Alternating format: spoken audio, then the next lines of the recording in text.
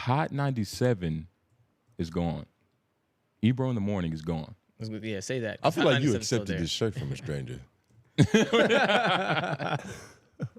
Nigga, I feel like that boxy ass fit. Nigga, boxy ass fit. Nigga, look look you at wearing you. a squirrel suit. A squirrel suit. You see all that armpit fucking fluff? I do see that shit. What, nigga? This is called, first of all, this is called an It's oversized. crazy. I was just playing Arkham Knight the other day too. I've been jumping off buildings and he expanded cape and shit. And it's crazy you were beating up niggas that look like you. Of course. Yeah. But junkies. Exactly. Disheveled men. A bunch of fucking malnourished junkies. I was snapping their elbows. But it's a couple niggas that's gonna be disheveled. Ebro in the morning is over with. When it happened, I was a little confused. I thought it was a troll. I thought people were just trolling the internet. Because they were so dry about the ending. It wasn't like for them to be such a historical radio show when he was just like, it's over. Yeah. We're moving on. Or whatever he said in the tweet. I don't know if we got it pulled up. Yeah. I was like, damn, like that's how you put a period. And I get they're going out sad and not on their own volition. But there's a way to go out with your head up and your chest out. And it's a way to do everything. We're going to listen to this video because I didn't like what he said and how he tried to put it. Which is why he basically, my bad. got fired.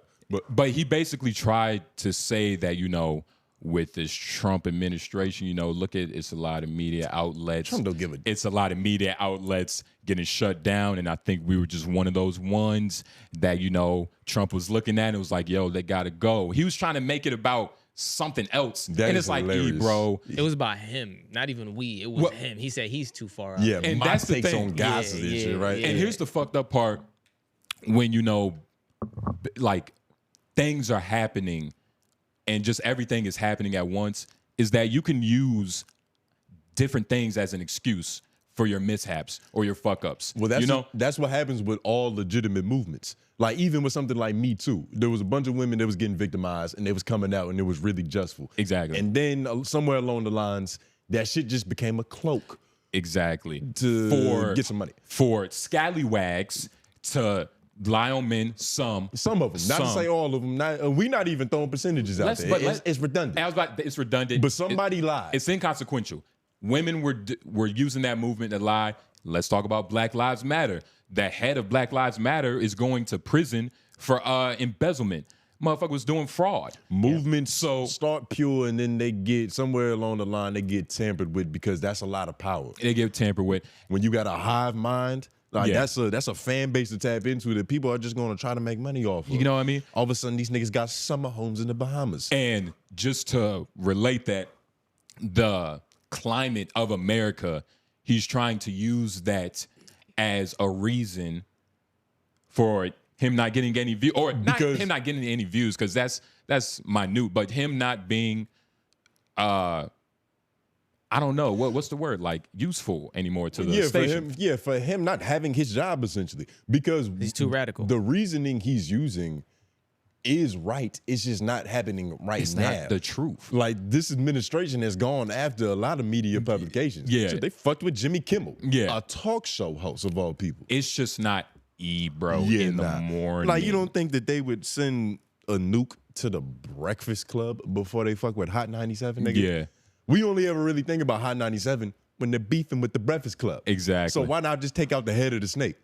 It's a lot of people that are happy. Tax Tone got some tweets. Hopefully, I don't think I put it in there, but I'll put him in there. Shout out to Tax Tone, but he is probably in jail miserable right now. I don't know, man. He be tweeting like he's very comfortable. Like, yo, he was tweeting like, Punjabi corn is pretty good. That's great. I miss Tax Stone. He's been watching Hijabi. I need to just rewatch some old Tax Stone episodes just to remember. But Hot 97 morning show hated on all the young boys coming up. If you ain't have a bag for them, they can't see your talent. If you ain't rap about a planet or some shit that 𝙿𝙾𝚳𝚃 the science guy know over Primo beat, Rosenberg don't jack you. If you wasn't Tax astronomical, you wasn't getting an interview. And because the way that they treated Uzi, Yachty, when they had first came out and they did their interviews over there, even on one of the posts that I saw that was breaking the news about this Hot 97 shit, all in the comments, it was just a bunch of Uzi gifs. Exactly. Because it's just dancing like he's doing like, even the pink Uzi dolphin that's crying and singing at the same time. Exactly. It was all of that. And deservingly so. Yeah. Because he came out and said these niggas wouldn't even be relevant in 10 years. Yeah, nah. Exactly. And that's he said that about a couple people who All are of the still SoundCloud niggas. who are still around. Still moving, still Cardi relevant, had a yeah. #1 album the other year. Lil Like, these Yachty. niggas is more successful than Hot 97. Lil Yachty has made more money than probably all of them. Yeah. Just off of brand deals and And Sprite as much deals. as I've stated that, you know, Ack is not my favorite dude anymore, they were coming at him crazy about the whole YouTube thing. And Yes. now they're on that same thing. Now he's gonna have a They're show. banished to YouTube Yeah, now. yeah. They with us now. Yeah. We're actually above them. Yeah. We have more clout than them. Let's listen to this 380 nigga. And Lauren, do us a favor and put it on 1.25. Because we cannot listen to him in regular speed. I got you. That cannot happen. All right, that's easy. Subscribe to Ebro in the Morning on YouTube. Told y'all a couple of weeks ago when they tried to run that Andrew Cuomo play on me. Remember that shit? And then they tried, you know, when the Trumpster got in office. Listen, man, I don't capitulate well, bro. Been doing this too long. You look around all the major media outlets. Look at all the major media outlets, man. All of them. Look at all of them. They all got to fold up because they all trying to renew their deals, their licenses. They all, well, in this particular situation, we'll get into more specifics another time.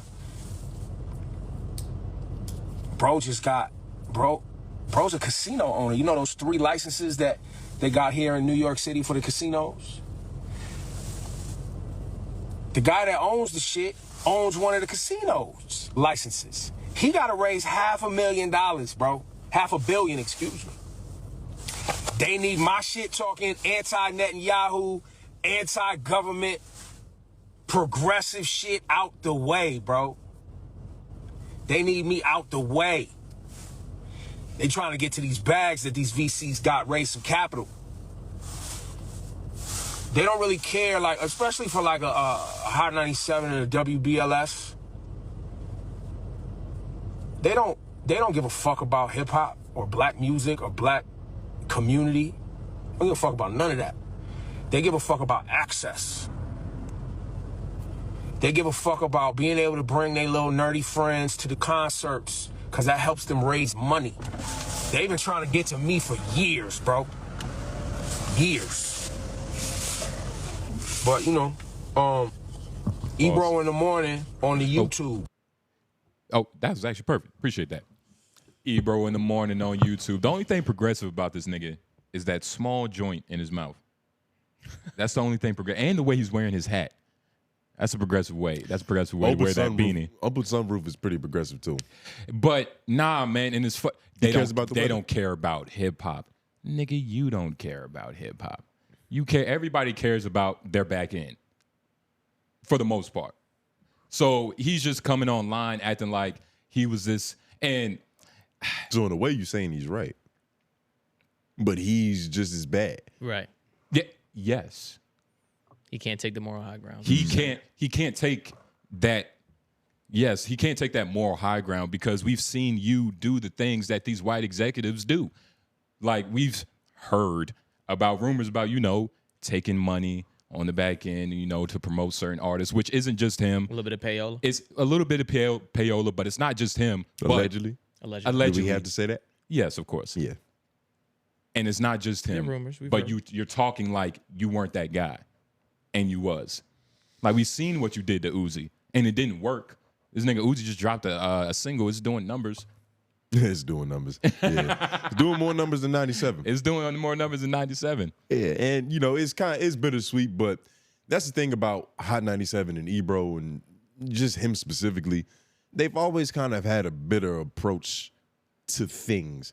All the content I've seen from them, it always felt like they was attacking. They was the antagonist all the time. So it's like when you see an antagonist failing, you know, you don't feel sad for him. Even if there is legitimacy to what he's saying, that is fucked up. And it is another, you know, just a sign of just where we are in America. Like, you can't even, it's no freedom of press. It's no freedom of speech. But I don't feel bad for you getting yours taken away, nigga, even though it is fucked up. And that's a part of the problem. Like, picking and choosing when things are an issue is how things get into that slippery slope stage. Yeah, exactly. To where we too far gone. So really, niggas need to check their ego and be like, yeah, shit, if this is happening to Ebro, it's it can fucked happen to up. anybody. Well, yeah, it can happen to any. It can happen to Lauren. I feel like if it can happen to Ebro, it's happening to Ebro. You know what I mean? Like, nah. And go to another. He don't understand that though. I'm a part. Oh my gosh, you're capitulating with totalitarianism. I'm not nigga. capitulating. 2 big words, nigga. To the oligarchy. But I'm done for the rest of this podcast. How do you think Rosenberg, like the other people, are feeling? Did I put what Laura Stylez? They are here, right here. I'm pretty sure Same tweet. Pretty sure they just gonna ad lib whatever he says. Well, they said better things. We had the best time, the most beautiful listeners, and got to work with legends I love. I'm so proud of the work we did together. I lived so many of my dreams at Hot 97 and got to work with my best friends. And best friends don't let go. Trust me. At 𝙿𝙾𝚂𝚃, bro. Oh no, I'm fucking stupid. At 𝙿𝙾𝚂𝚃, Ebro, Rosenberg Radio, and I have. Turn your Memphis accent off, nigga. Turn your Memphis accent off, nigga. What are you doing? 𝙿𝙾𝚂𝚃, bro, is kind of harder. No. Though, right? I made it cool. I euphanized it. And I have plans and more coming next year. Wait, euthanized it? You killed it? Hell yeah. This nigga. Come on, man. That's funny. Laura Stylez. That might be the title of this episode. 𝙿𝙾𝚂𝚃, bro. 𝙿𝙾𝚂𝚃, bro. But what Peter Rosenberg said, is this what he typed? Yeah. Fuck that. Just know that he's sad. Yeah. That's what, 4 paragraphs? He has his history, like his backstory, his origin story, and his post. I don't know. Let's read the last paragraph because that pretty much sums it all up. Thank you, God, and to the people who used to be at Hot and the few that remain and who truly care about the brand and the culture. I hope I mostly made you proud. I hope I mostly made you proud. Hey, that's fair. I like that. Because Rosenberg was always looked at as like a gooey punching bag. He's admitting it with that statement. You know what I'm saying? He was like, I know how I rubbed some people the wrong way. But in a way that's almost like saying, I know I fucked up. Right, that's what I'm saying. Yeah, but just try to remember what I did good more than what I fucked up. Well, can't fuck with it. He even put a percentage damn near mostly. Yeah. Mostly is like saying 60%, 60, 70. Yeah. That's the thing. Which is too high of a batting percentage. Rosenberg didn't fuck up more than Ebro. In a weird, because at least Rosenberg was always the honest punching bag. I don't think any of them were lying. The problem was their truth sucks. You don't think their truth was their little 𝙿𝙾𝚃𝚃 was not gonna make it? They believed that. That was mainly Ebro though. Did anybody come to this nigga's defense in that moment? Anybody? Not one. And we're probably we're just remembering. I just don't remember Rosenberg shitting on. We're remembering the moment without actually watching the clip, so we're probably watching it with like, what's the opposite of rose-colored lenses? Fucking flaming hot shades. Daredevil vision. Whatever. Acid eyes. We're watching it with the intent that we kind of don't fuck with these niggas, but yeah, I don't remember anybody coming to his defense. And well, that's the thing. Rosenberg has always, and you know, like in the Tax Tone tweet, it was like, if you're not talking about like scientific exploration with, you know, like somebody like kicking a car beat, you know what I mean? Like just some grungy beat. He's probably not going to talk about you. But Rosenberg has been himself. He's been consistent. It's just the consistency. Which is part of the problem. It might be, yes, it's part of the problem, but at least it's not like weird intervals of changes like I feel like Ebro has had. You don't feel like he's a fraud? Is that what you're saying? Like you feel like logically he's been consistent. He's honest, consistent. And you think Ebro has like grifted and played? Because I'm gonna be honest. With that statement, with what he said, it showed a lot about his process of thinking and his character. Like he's obviously, he feels more important than what he is. That statement that Rosenberg said, I hope I mostly made you proud. That's a real, like, he understood his place like during all of it. He understood the game he was playing. I feel you. I also don't want to demonize old main bro too much, because at the same time, what he's doing is kind of human. Like, especially given the immediacy of this news. Like, how long ago did the news break that that the show was canceled, and then he went on this live and started talking? It was quick. It was quick. Nigga, the 5 stages of grief is real. I don't think he's in the accountability phase of processing what the fuck is happening. He's still blaming the world. And shit, a lot of niggas first instinct is to probably blame the world. Now, hold on. A lot of niggas. Let me finish. There's Lauren in here and me. Let me finish. Let me finish. Most people probably blame the world first. Now, the best of us check that and go, nah, let me see what role I played in this. That statement take accountability. feels like what Ebro's doing, though. Like, how so? it's just like most people, like, nigga, what are you talking? You're speaking like Ebro, like it's the best of us. No, it's not like we're not the outliers. It's a lot of people that take accountability. In fact, Nah, it's a lot. It's you probably most adults we see probably take some bit. But if we're being honest, everybody's not Abraham Lincoln. Everybody's not like, oh, this is happening to me. I'm stoic though. I'm processing this in real time. No, people do blame a lot of things. People lash out and then they cool off and then they're like, oh, okay, maybe woo doo woo doo woo. Slavery is not bad. It just shouldn't happen in front of me. Yeah, sometimes Two different extremes. Sometimes as humans we get the right answer through hindsight. And let's be, most people get the right answer on the back end. Most people. A lot of people. The problem is he's living this shit out on Instagram Live. And I'm not trying to say he's an angel. I know. But I also don't want to paint the picture like what he's doing isn't some shit that a lot of fucking people do. It's pretty natural. Now, if he doesn't come to his conclusions, and if he doesn't realize the role that he played in this and he just keeps blaming the world, like there's a lot of niggas that like they just get online and it's like they got a new theory on why they're not wrong every week. Like you realize what you were saying last week was stupid, so you ditched it and just came up with some whole new philosophy. Mel from Joe Budden took more accountability than Ebro did. Prove it. Where? At least Mel was like, Quote I her. was changing my life. I was becoming a new woman. I didn't want to talk about popping my pussy anymore. It was over me.